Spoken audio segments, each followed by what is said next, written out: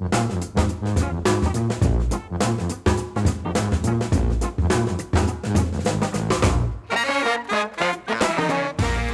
to What's Working. I'm Cam Marston. Thank you so much for joining us.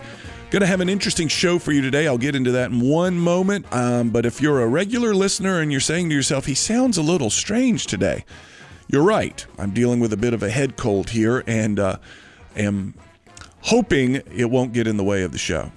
So imagine you're driving down the interstate.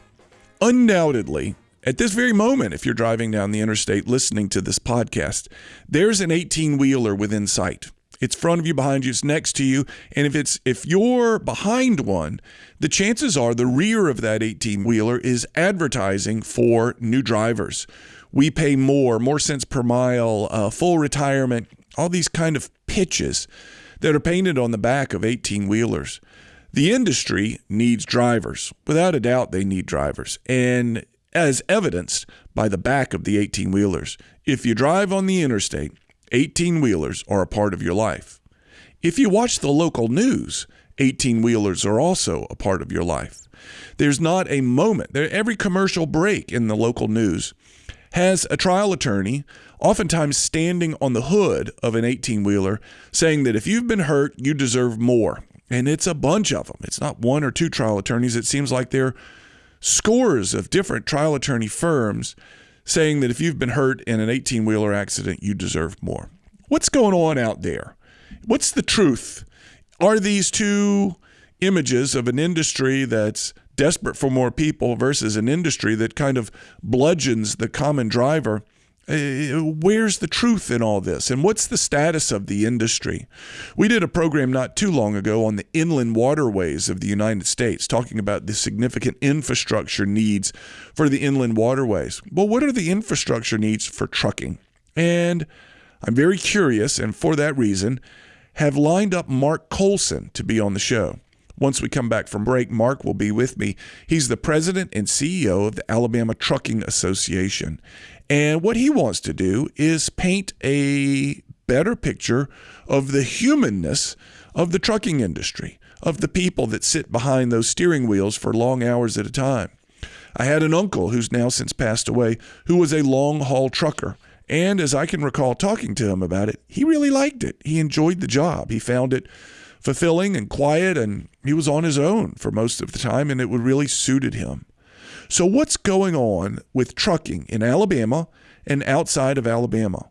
What's going on with the infrastructure needs of the trucking industry in Alabama and outside of Alabama? And for those of us in Southwest Alabama here, what's going on with this new port additions or upgrades to the port rather, and how's that going to impact trucking both locally as well as across the nation? When we come back from break, I'll be with Mark Colson, President, CEO, Alabama Trucking Association. Hey everyone, Cam Marston here. All you managers struggling with your Gen Z employees, I see you. You're frustrated by their lack of motivation, work isn't getting done, and you don't know why. You need my free guide, 3 Ways Gen X Managers Can Unlock Gen Z Potential. You'll learn 3 reasons why leaders like you are struggling and get actionable tips to boost Gen Z communication and productivity. Get it now at cammarston.com. We're back. You're listening to What's Working. I'm Cam Marston. On the other side of this Zoom call from me is Mark Colson. He's the president and CEO of Alabama Trucking Association. I gave you a bit of his biography in the opening comments. Mark, thank you for your time. Welcome to What's Working. Cam, I'm excited to be here. Thank you for having me. You represent a lot of fine people in this state, and the stuff that shows up at my door now that we're just past the holiday season, a lot of it has come from the trucking business, I assume, that somehow got it from one place to the other, and then the other, and then the other, and ultimately to my door. Tell me, what's the state of trucking in the state of Alabama? And perhaps you can even give us an overview of beyond Alabama as well. Absolutely. Thank you. I mean, trucking is, when I assumed the role of the president of the Alabama Trucking Association in June of 2019, I had a paper level, thin perspective of the presence of the trucking industry. I knew of its importance because I was raised in the truck tire business through my family business. My father still is in the shop changing tires, and he took that business over from his father-in-law. And so I had a great foundation. I'd worked with the trucking industry in my previous job with our state chamber of commerce, but I didn't realize Alabama is a top 10 trucking state in America. No kidding. I didn't realize that we have 1 in 13 jobs in our state that are in trucking. Over 125,000 Alabamians work in the trucking industry.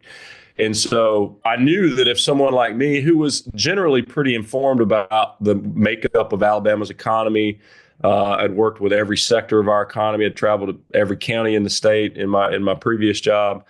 And I knew then that policymakers, lawmakers in Montgomery and in Washington, and people who make decisions that impact us and just your everyday citizen probably don't understand the presence that trucking has.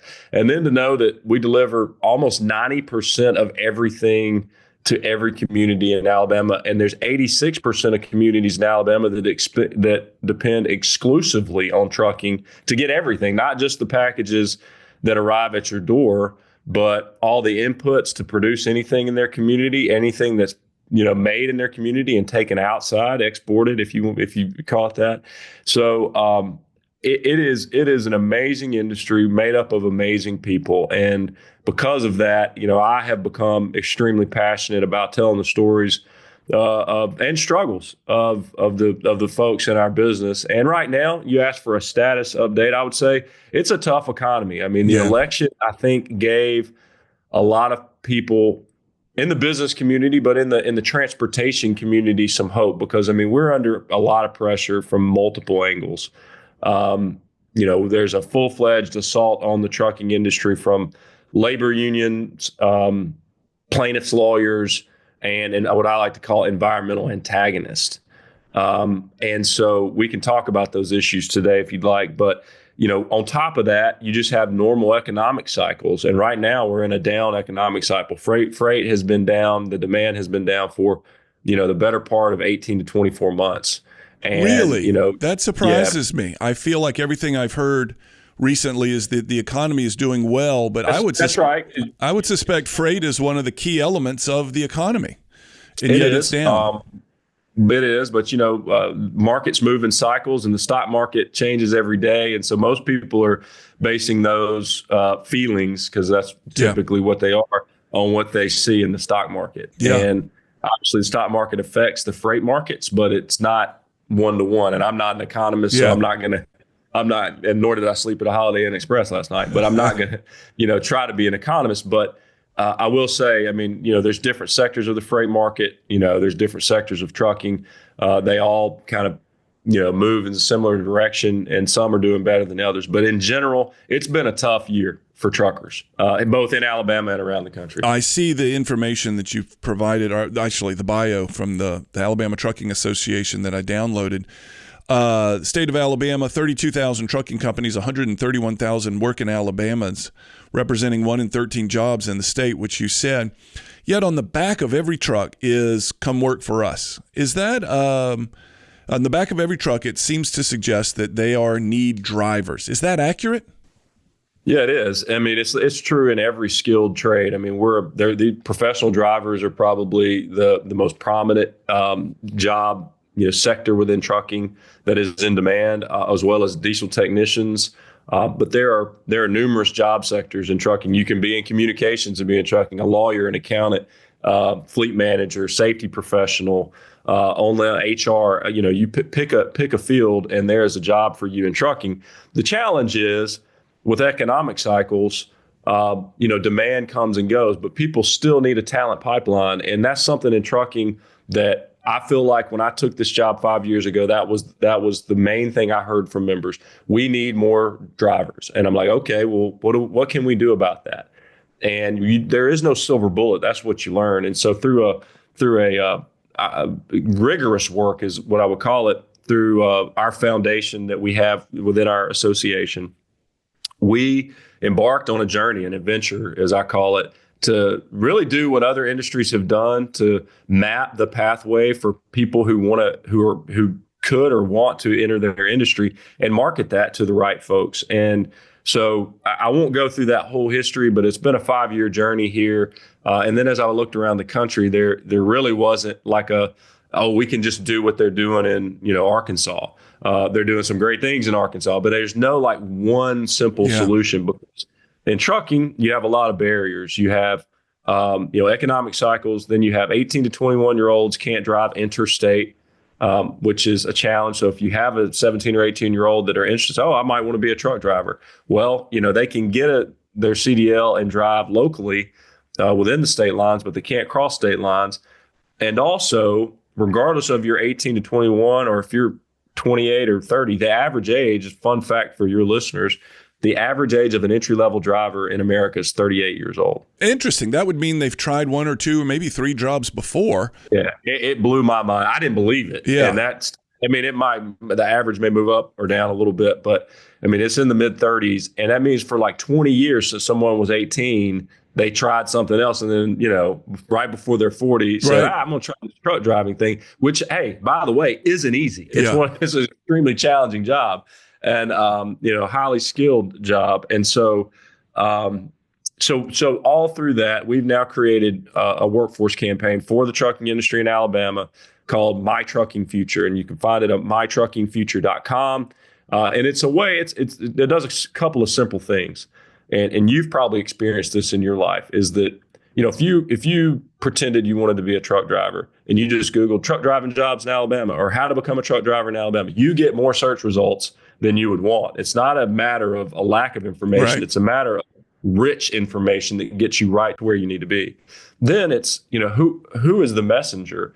So as I've traveled this state and the country and had the opportunity to meet amazing people who work in trucking, I found that we've got great people. We've just got to connect the right folks with them so they can hear their stories. And so part of this effort within the trucking industry is to humanize our industry, because it gets objectified so often. And so you'll find on there a lot of true testimonials from real Alabama truck drivers and diesel technicians telling their own story in their own terms. They're not actors. They weren't told what to say. They just let them talk about their experience. And we put that in front, and the messages that they conveyed were based on the research that we found is what motivates people to want to potentially look at trucking as a career path. Yeah. And so that's another thing it does. Then it's like, what are the next steps that I need to take to become a diesel technician or a professional driver? Yeah. And like, here are all the training offerings in Alabama. Where do you live? You can click on an interactive map, take you right to that application page through community college. We have a great relationship with our community college systems that offers over 20 CDL offerings in the state and over 15 diesel technician training opportunities in the state. And there's others. And so, like in the military, if you wanted to join the military today, there would be zero question about what you have to do to get into the military. The steps are so clear. Yeah. In trucking, there's still a lot of mystery around how you get that first job. Because the real challenge, one of the real challenges that we have is because of liability and insurance requirements, it is very difficult for that 21, 38, 25-year-old, pick an age, to get an entry-level job. Because, insurance says, well, we're not going to let you cover, someone who's got no experience. We want 2 years minimum experience. Well, where do you get the minimum experience? Yeah. And there are pathways there. But it's not as easy as just like, I'm, going to jump behind the wheel of a truck. You get your CDL, you still need training. You want to be partnered with a great company where you're going to be apprenticed and you learn, and it comes in different forms. And so that is something that is really the next phase, in my opinion, to trucking and addressing our workforce needs, is demystifying those steps to getting an entry-level job. And is it the employers out there that they obviously need the people, but the insurance won't insure them, so they're handcuffed as well? Is this going to necessitate a legal action or a Montgomery action to say, listen, we need trucking, but the insurance companies are working against us? Is there some way to work there? Yeah, I don't believe the insurance companies are working against. They're just, they're doing their job on the risk analysis side. They're looking at the threat of lawsuits, which is real. And that's why, yes, there have been efforts here to bring some legal reforms to Alabama, not to protect bad actors or to limit anybody's recovery if they're injured. But there are things that are being done in our court systems that are tactics used by some plaintiffs' attorneys systematically in Alabama and around the country that are only done to drive up the cost of litigation for profit. Yeah. They're not done to recover for the victim. for the injured party. They're not done, to hold a bad actor to account, because that needs to be done. That's a good thing. We support that. We don't support bad actors in trucking. We have a whole safety is not a slogan for us. It's a lifestyle. And we preach that and live that every day through the work that we do with our associations, the standards that our members set. And we want everyone to live up to those standards. And if a mistake is made, then they need to be held to account. And if an injured party is injured, they need to be made as whole as possible through the justice system, right, not the profit system. And so that systematic inflated litigation over a decade or more has helped create this insurance crisis. Yeah. Is there any reaction to that? Is there anything you can do about that? People going out of business. Yeah. I mean, people saying it's not worth, somebody who's got 10 trucks, in Mobile where you live, saying it's not worth the risk to try to run this business anymore. Then the great jobs are lost. Yeah. Services are lost. The cost goes up for others, for shippers, for the end consumer. And so everybody's paying for it. And it's not just trucking. We're just a great example. And it's not litigation alone that's creating that, but it is a principal driver in the cost of insurance and the cost of goods now. I mean, you look at it, overall inflation has been up, and you can look at the national inflation numbers, but, just go buy something at the store. Yeah. Bananas, eggs, meat, pick a product. Yeah. And I can assure you that the inflated cost of litigation and the threat of liability and the tactics that are used are a big driver of some of that. Yeah. In the opening comments I talked about, you can't watch local news around here, and I suspect it's the case many places, without an attorney standing on the hood of an 18-wheeler saying you deserve more or something like that. You've been wronged. That's and right. You deserve more. And what you're saying is a lot of those costs that you would pay are in inflated litigation costs, not in settlement costs. They're trying to pad the file. Well, in settlements, I mean, we have a what I like to call a crisis of inflated settlements, because most cases these days, companies, insurance companies, and companies themselves, the cost to litigate something at trial is significant. And then the threat of nuclear verdicts. If you take something to trial, especially if you're in trucking, right. Look at down in Clark County, Alabama, there was a $140 million verdict as a product liability case against Daimler, a truck manufacturer. So, I mean, that was within the past couple of months in Alabama. So a great example of how if you do try a case that, you could see some $100 million plus verdict. So, all those things work in concert. There are other inflationary pressures that drive up costs, and we face those because our inputs in trucking are significant when you think about insurance, human capital, and fuel. I mean, and equipment. I mean, those are real. It is a high cost business with a slim profit margin. Yeah. So I admire the people in trucking who are able to figure out a business model to make a profit and do things the right way. Give me a sense of the lifestyle. We talk about people 38 years old. I see the trucks on the interstate just like everybody listening does, and they just seem to be omnipresent. But you said that there's a type of person that tends to be attracted to this job. What is that person, and what is the lifestyle they're looking for? Well, the cool thing is that there are jobs in trucking to fit any lifestyle. Yeah. I mean, there are those who are attracted to the industry because, or at least during a time of their life, where they want to see the road. They want to see the country. They might not have had the opportunity to travel as a child. They like working with their hands. And so, that adventure of being out on the road, potentially being your own business owner, if you want to be an owner operator. I have found, especially the younger generations, as we've interviewed them, and this shows up in a lot of research, that they want to be a part of something that matters. Yeah. They want to be a part of something that betters their community, that betters the country. And that's why it's important for us to communicate these opportunities that you are serving your community. I mean, I get to read to my daughter's kindergarten class recently. I had the opportunity to read her kindergarten class recently as a guest reader.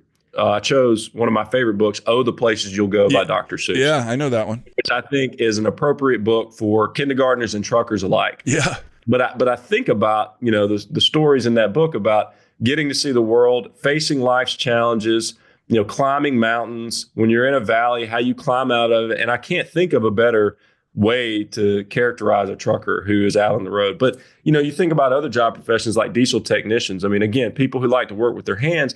But another thing in both the professional driver and diesel technician positions today, they're highly technical. You're dealing with advanced technologies in the cab of that truck. You're working on advanced technologies, computers, et cetera, when you're a diesel technician.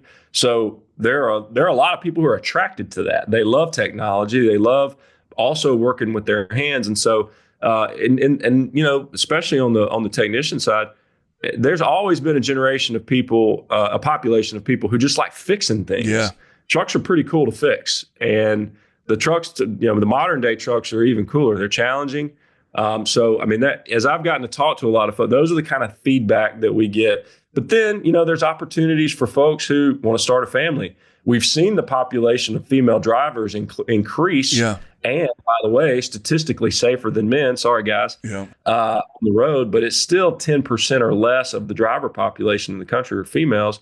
And some of those are barriers such as truck parking, which, not having safe, reliable parking is a barrier for every demographic, but it especially is a barrier for female truck drivers, not knowing that you're going to have a safe place to park at the end of the day. Yeah. So that's something our industry, our association continues to work on. There's it's an ongoing national conversation. I'm actually pretty optimistic that there's more focus on it than there has been in the past. Because, I think when you talk about the supply chain, trucking is the essential link in the supply chain. We've seen through the pandemic, through port strikes, through all natural disasters, that trucking, especially when a disaster or a crisis occurs, delivers. And so when folks understand that essential link in the supply chain, it's a great attractor. So folks have really been attracted to the trucking industry because it benefits the country and their community. But once they want to start a family, there are short haul jobs, there are different jobs. There are people who've been drivers and then move into fleet management, move into the back office, again, start their own company. They, might have driven for years and then they run 5 trucks and they hire drivers and they run the company. Do you have a sense of what the ratio would be for every one driver? There's 4 support people for the drivers, or 5. That's about right. Is that about right? To do you're probably better at math than me. There's about 125 to 30,000 Alabamians in trucking, and there's about 35 to 40,000 drivers. I see. In Alabama. Yeah. So you can do. So there is a lot of support there. What is your opinion on the driverless trucks? Is that a solution to this problem? Sure. Yeah. Hey, look, we're pro technology, and electric trucks. That's probably a more relevant conversation based on a lot of the public policy discussions going on right now that are shifting. But I'll speak to the autonomous technologies. We all have autonomous technologies in our vehicles now: automatic braking systems, lane assist, all these things, and then anything in between there and a fully autonomous vehicle. They exist. There are different companies that have testing phases on the road today, hauling freight. But typically, those are the jobs, the least attracted jobs so they're supplementing what humans don't particularly want to do. So I don't view it, and I look at the history of technology. Yes, it changes a business model, but over time, it is complementary to the professional driver, in my opinion. Yeah. I think it will continue to enhance the professional driver position over time. Will there be challenges with it? Of course. Yeah. There's a huge public policy debate about liability and all that, and that's got to be worked through. But you can't fight that type of technology and just say, oh, it's not going to occur. Look at the port strike stuff right now about automation. With the longshoremen. Great folks, great work, but just to say we're just against automation, right. Like drive up to a gate and it automatic process you instead of, that's not how you grow. That's not how you achieve. And so, in trucking, I think we take a positive approach. Electric vehicles, there are applications where they'll make sense, but this mandated stuff to mandate specific types of electric technologies, especially for heavy duty trucks, that doesn't even exist today. And even where it does exist, it doesn't make any economic sense. or environmental sense, by the way, because of the weight of those trucks, the short hauling capacity, the battery life cycle, the environmental impact of the battery life cycles. So we need an all of above approach.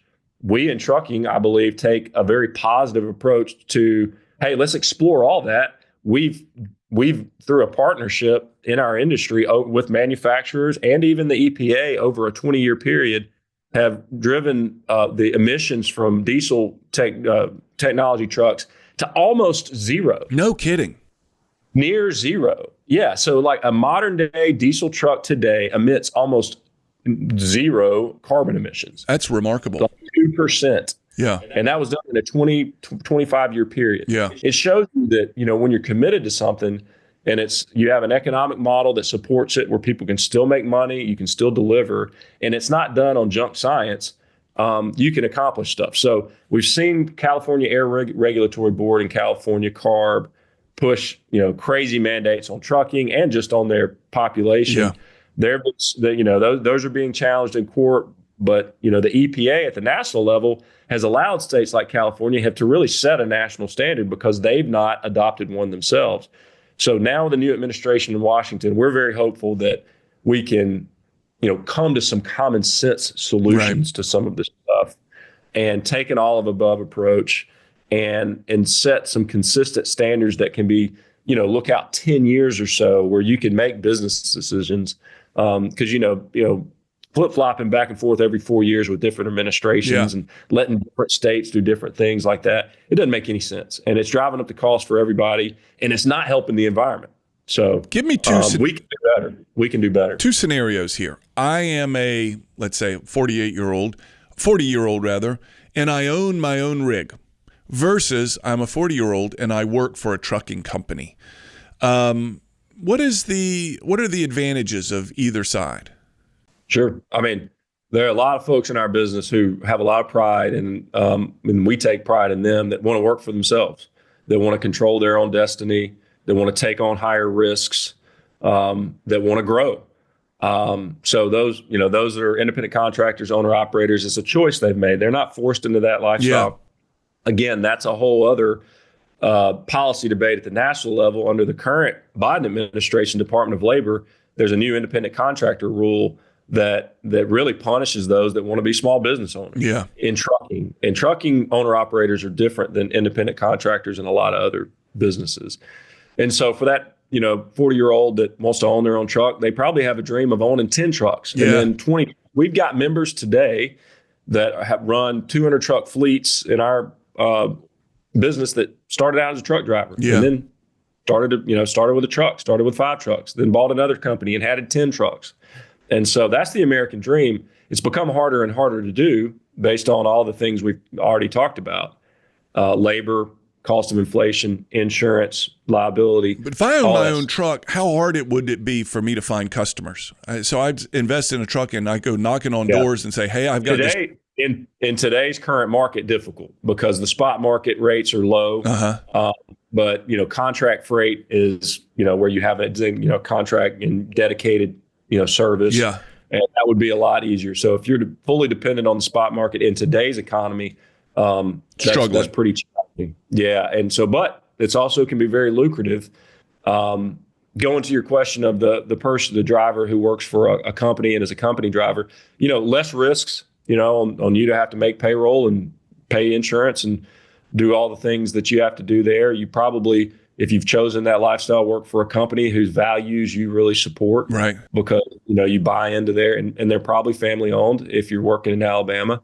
And we've got so many great still family owned businesses, and it's, more and more have sold. Mergers and acquisitions are big in trucking right now, just again, because scaling is needed to be able to sustain. What is a new truck going to cost me? Let's say I'm the 40-year-old and I want a brand spanking new truck. I recognize there's probably a aftermarket big one, but what is that investment? I have no idea. Yeah, tractor trailer combo, just call it $200,000. Really?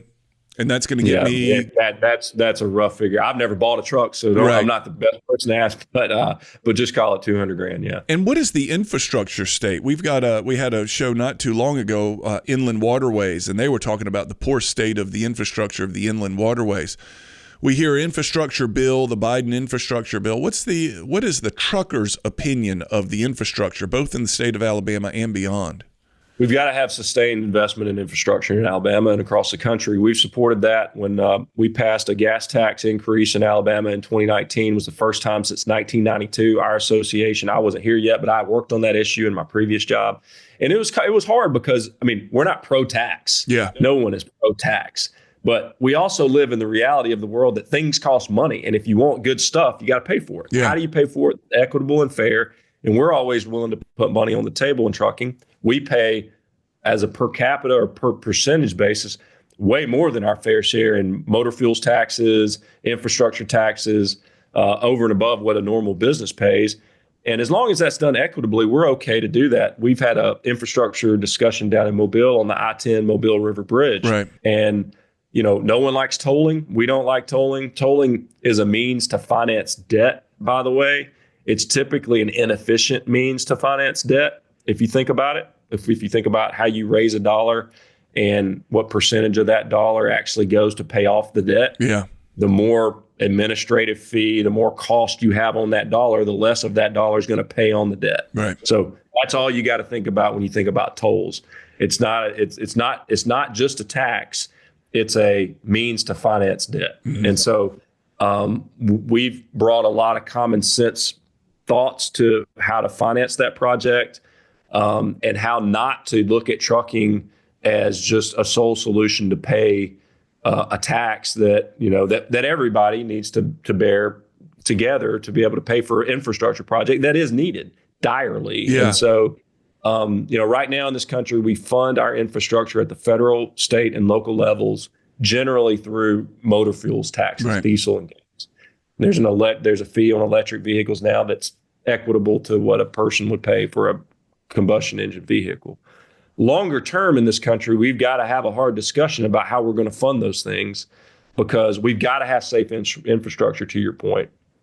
In us, it's all about safety and efficiency. I mean, so, make those investments. You got to get the money to actually building projects, improving roads and bridges primarily. You talked about water infrastructure. That's important as well. IT infrastructure is now obviously part of that big discussion. Yeah. So all those work in concert. But, I think my experience has been in Alabama and around the country, people understand that things cost money. And if you're honest with them about what the money is used for, right, and you're honest with them about, it's going to be used efficiently, and then you actually deliver, people understand that. They don't have to like it. We don't like it, but they generally get it.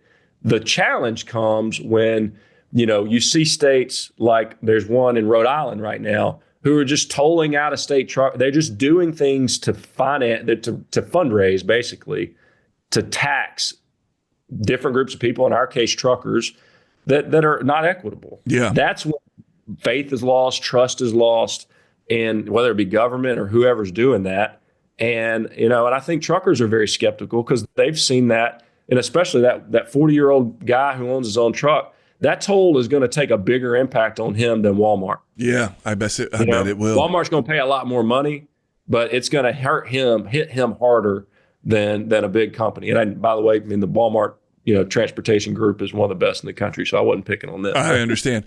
What is there a state out there that you're aware of that you could say, hey, if we could duplicate how blank is doing it in Alabama, that would be perfect? Is anybody leading the way on infrastructure, repair, updates, maintenance? So, Florida has a big advantage in that they're a tourism state. So, they don't have income tax. And Alabama is not we're not Texas. We don't have oil money. Yeah. So we don't have big tech here. We've got, certain industries that are great. So we need a balance in Alabama. And so, what we did in 2019 probably wasn't enough money to sustain the growth that Alabama is experiencing, especially if you go to Mobile area, you go to the north part of the state, Huntsville region. The infrastructure needs there are significant. Yeah. And the cost of inputs are just crazy when it comes to building a road or improving or repaving, just maintaining. And so it's a major challenge. I look at Georgia. I mean, they went pretty big a decade or so ago, and they're reaping the benefits of it, because that stuff, as you know, doesn't happen overnight. It takes time to reap the benefits of those big investments. And so I think we're starting to see that in Alabama, but we're still at the early stages of it. So no, I think the bet, regardless of any state, I think it's being really clear about where we want to be. You know, if it's 6-laning I-65, if it's building the I-10 River Bridge, and being honest with people about what it costs and how we're going to get there. That's a theme that I hear over and over on this show, is that when people are very candid about what the issue is, what the costs will be, and what the results will be, and then show them the benefit once it's done correctly, people are very eager to hear that. It's when the population feels like they're being hoodwinked or there's something else going on that they're not aware of, that they become very skeptical of anything. Well, you mentioned the IIJA, the Infrastructure Improvement Jobs Act, which was the infrastructure bill in the Biden administration. I mean, we're going to get a benefit from that, but I don't have the numbers in front of me, but the billions and billions of dollars I mean, how much is that actually going to end up in roads and bridges and things that people can tangibly benefit? Right. So much other stuff in there. And that's when, in my opinion, faith is lost in that kind of process. That's just a good example. I think we do a pretty good job in Alabama. I mean, Governor Ivey and her team have done a great job with Rebuild Alabama. It's just, it takes time to reap those benefits. Mark, coming to the end here, send us off on a note. What are these people? There's somebody listening to this podcast right now. He or she is in their car on the interstate, and there is a trucker not far from them. They can see them out of their rearview mirror looking ahead. What do they need to know about the person that's in that truck? During COVID, sometimes God hits you over the head with a Bible verse. Sometimes it's subtle. Sometimes it's a sledgehammer. I had a sledgehammer experience. There was several days in a row, a specific verse, and this is a true story. It was Joshua 1:9, and I didn't know that off the top of my head. It was in my devotional. The next day, a friend sent it to me, and it says, do not fear, do not be afraid. Be strong and courageous, for the Lord your God is with you wherever you go. And I thought, man, if there's a Bible verse that speaks to truckers during COVID who, were still working and doing their job, just getting up and doing their job in the face of challenge, that spoke to me. We put it on a sign that hung on our building outside the interstate here in Montgomery on I-85, and it still hits me hard. And so when I think of somebody that looks over and sees a truck driver, man or woman, young or old, black or white or Hispanic, driving a truck, I think know that they're strong and courageous, and pray for them. And, more importantly, drive safe around them. Yeah. Don't hug them too close in the front. Don't pull over in front of them. It takes a minute to stop. Yeah. That drives us all crazy. Truckers are strong and courageous. And I mean, it's been an honor for me to get to work with so many strong and courageous people. And I know that God's with them wherever they go. So that would be the one thing I would suggest to folks. Keep them in your prayers, drive safe on the road, and know that they're strong and courageous, and they're just trying to provide for their families just like everybody else is. Fantastic way to wrap us up. This is Mark Colson, folks, the president and CEO of the Alabama Trucking Association. I'll have a link to the Alabama Trucking Association website on this podcast notes, as well as, Mark, that website, mytruckingfuture.com, if anybody would like to look into that and send it on to someone else who they feel like may be interested in this career. Mark, thank you so much. I wish you the best, my friend. Thank you, Cam. It's an honor. We'll have another show next week. Have a good week, everybody.